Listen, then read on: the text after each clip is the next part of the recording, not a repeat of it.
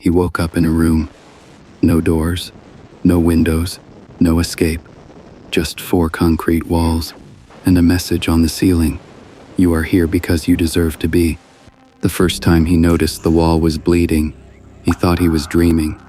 Thin red lines seeped from the corner where the floor met the concrete, tracing a quiet path toward the center of the room.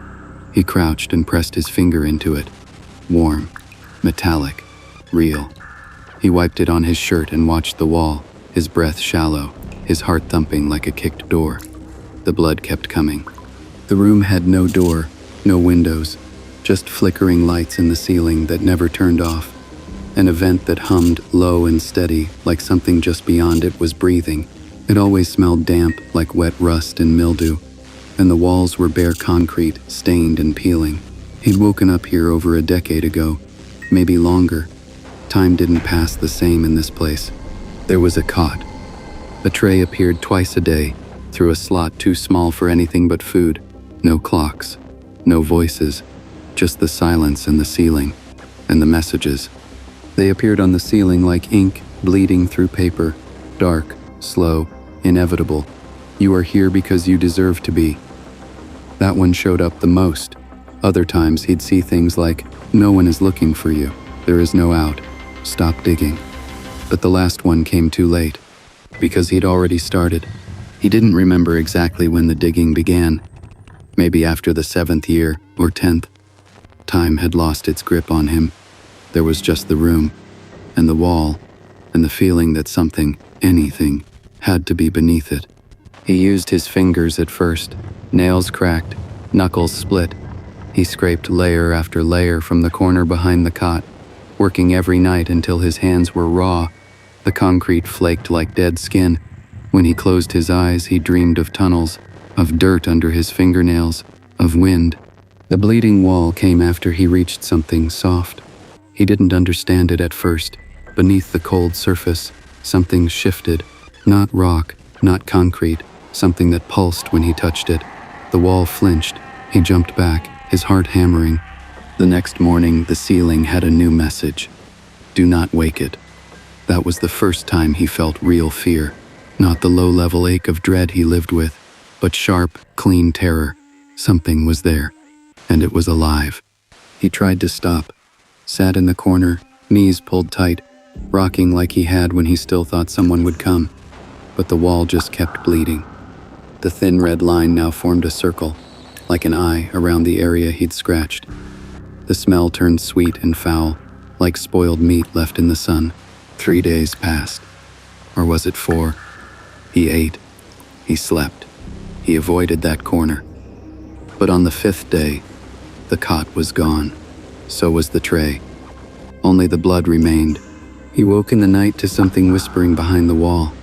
Not words, not quite, just the sound of lips moving against concrete, wet and urgent. He started digging again. He had no choice. The wall gave way faster this time. Under the skin-thin layer of stone, there was flesh, pale, slick, veined. It pulsed when he pressed against it, and when he pushed harder, it moaned, a long, low sound that came from everywhere and nowhere at once. The ceiling lit up again. Dig deeper. He clawed through it. Beneath the skin was a hole, a soft, yielding tunnel that swallowed his arm to the elbow. He didn't hesitate. He crawled inside. The tunnel was warm, like the inside of a sleeping animal. The walls contracted slightly as he moved, as if breathing with him. Every few feet, he felt things shift under his palms. Small bones, hair, a tooth. Still, he kept going. Something deeper than curiosity drove him, something closer to hunger. He crawled until the tunnel widened and dropped into a pit. He fell hard, hands scraped, lips split. The light was gone. Everything around him moved, slithering, shivering in the dark. He reached out and felt faces, skinless, wet, dozens of them. Their mouths opened and closed in sync, breathing without sound, until one of them whispered his name, not the name he remembered, but the one he never spoke, the one he heard only once, in a fever dream during the 2nd year of the room. And they whispered it again and again, And when the walls began to close, he screamed, kicked, fought upward. The faces began to sob. No words, just the sound of centuries of grief and throats long torn. He climbed through writhing limbs, teeth that snapped at his heels, fingers that clung to his legs.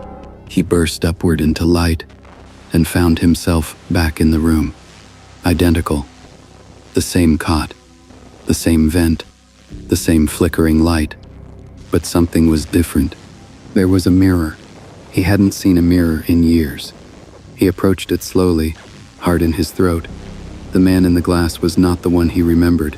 His face was older, lined, bruised, his skin paper-thin and scarred, but it was the eyes that stopped him cold.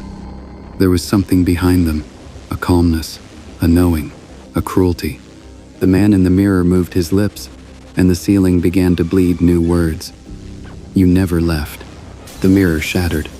He stumbled back, arms raised, eyes wide, and the room split down the middle.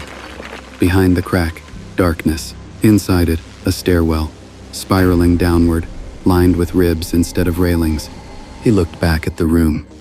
The messages on the ceiling were vanishing, one by one, burned away by light that came from beneath.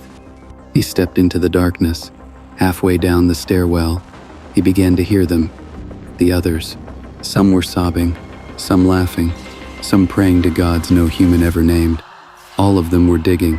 Their voices echoed. I thought I could escape. It just goes deeper. The room was mercy. We built it ourselves. The last step vanished behind him. Now there was only the tunnel, again, but this one wasn't made of flesh. It was made of voices. He kept moving, and the whisper returned, his name, again and again, only this time, it came from his own mouth. Malric.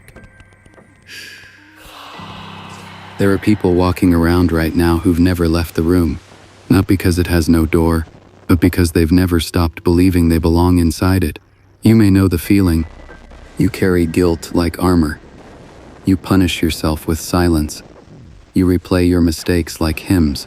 You don't build the room all at once. It begins with a single thought, I deserve this. Then you seal the walls with shame, lock the door with regret, and bury the key with time. And even if someone knocks, you don't answer, because somewhere along the way, you've convinced yourself you're safer in here, alone, punished, trapped. But here's the truth.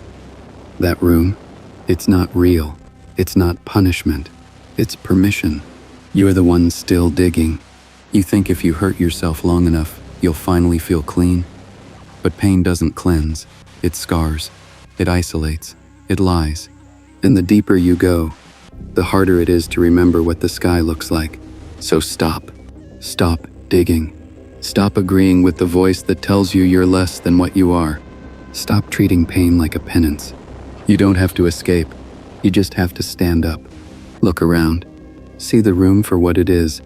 A belief you outgrew. A sentence that was never yours to serve. A door that was always open.